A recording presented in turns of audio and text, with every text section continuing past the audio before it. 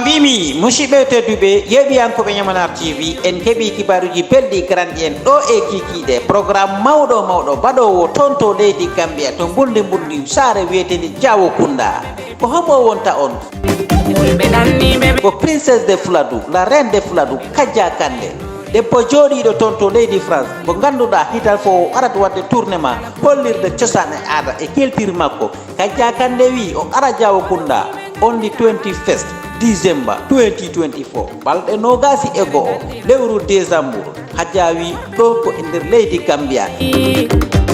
haɗani ɗon ɓe mbi ticket o mawɗo ko $100 suka ko 50.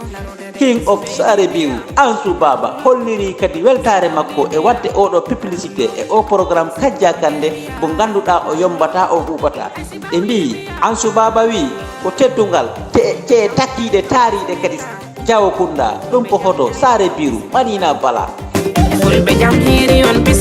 kene ba ɓeɗo fof ko takkiɗe Jawo Kunda o wi Sintiangel Sintiang Kidere Koli Kunda Fatoto Ñamanar Sare Hanem Kanjambu Keɓe Kunda Kumbul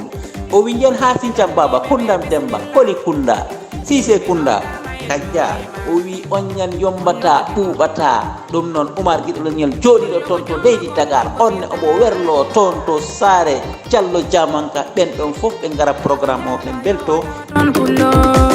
e ndeɗo hirde Kaja Kane manda duwan eko takki ɗum Sare Mamadou Eke Sare Julde Sare Bahulema jeehe Jawo Kunda ji on debbo pullo cosaan e culture ko hollirta. Ñamana TV wi son palama yiide programme ji ɗi binde Ñamana TV to YouTube walla TikTok on jiyat programme ji A to Z on jarama.